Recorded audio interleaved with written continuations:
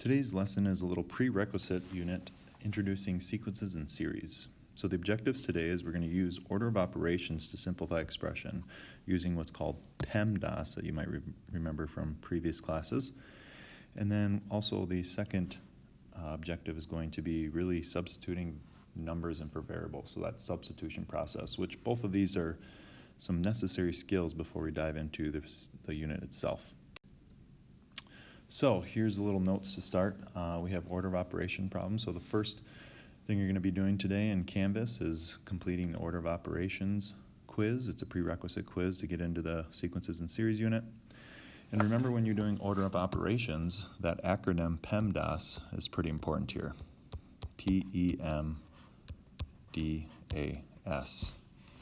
where the P represents parentheses, the E represents exponents, so if you see exponents, you do that next. The M represents multiplication.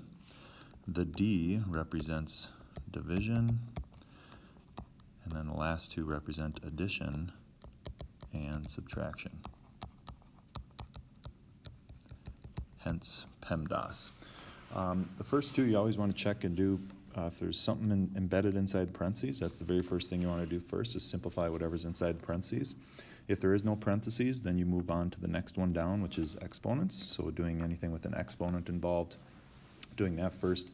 But once it gets to a multiplication and division, doesn't mean whatever multiplication, do that first. It really means if you're left with just multiplication and division or some addition and subtraction, whatever comes first, do that. So if it's division first, multiplication first, but these are interchangeable really.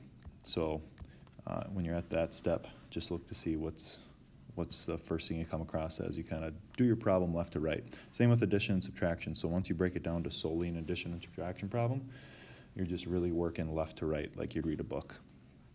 So if we look at these two examples, simplifying here, notice that in the first one, we have two sets of parentheses that we want to deal with first. So that 4 is going to stay on the outside. If I simplify the 4 minus 1, that becomes 3. I still have the division symbol, and then simplifying the underneath, in that set of parentheses, I get negative 2. 1 minus 3 is negative 2. So we've gotten rid of the parentheses. The next step is looking at exponents. And notice there's an exponent in that second term there. So keeping the 4 parenthesis 3 divided by, and then when we square negative 2, that's negative 2 times negative 2. So that ends up being positive 4.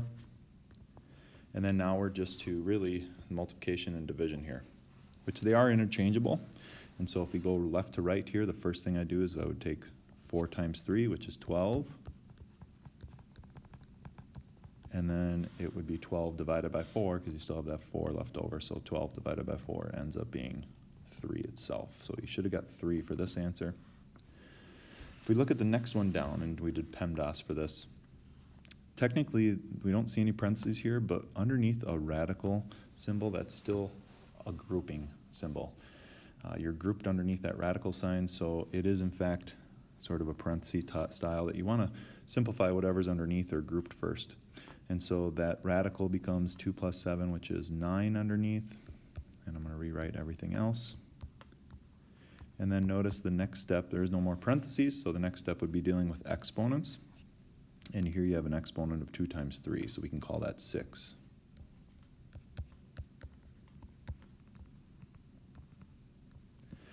And then now you're still kind of dealing with that exponent part by taking 2 to the 6th on your calculator. And if you did 2 to the 6th on your calculator, it looks like you'll get 64. The square root of 9 itself is just 3, so the square root of 9 is 3, and so right now it's just an addition and subtraction problem. So if we work left to right here, 3 plus a negative 3 is going to cancel each other out, and so my only answer is going to be 64 at the end.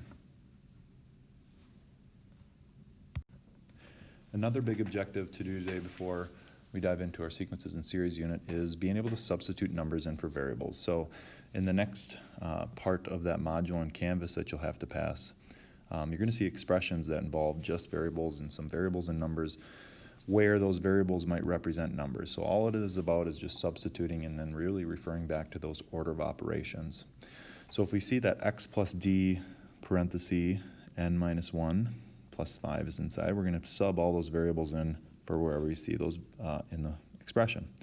So instead of x plus d, it's going to be, and I like to use parentheses anytime I'm subbing it in, because then you know there's something in front of that, like a coefficient, that tells you to multiply and so forth. So try to get a habit of subbing in using parentheses.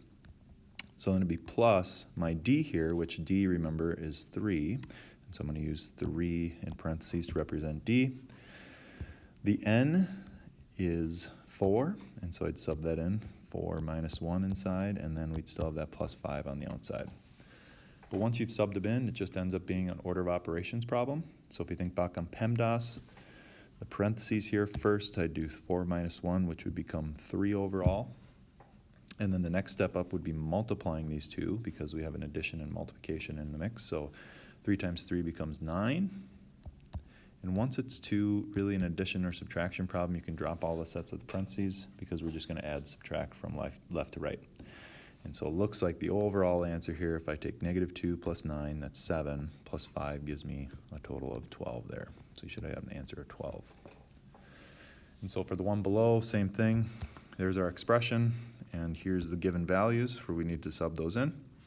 And so if I sub in 24 for A, that's going to be in front of that parentheses, 5 minus my B, which B was 4, so I'm going to sub that in.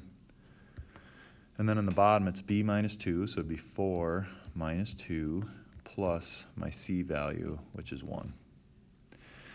If you have a division problem, always kind of work with the numerator first and then a denominator second, but there is a parentheses involved here, and so that becomes 1. 1 times 24 is just 24 itself, so in the numerator, it just becomes 24 on top. In the denominator, if I add all these together, 4 minus 2 is 2, plus 1 gives me 3. And then overall, I'm evaluating 24 divided by 3, which ends up being 8 as my final answer. So your assignment today is finishing these modules.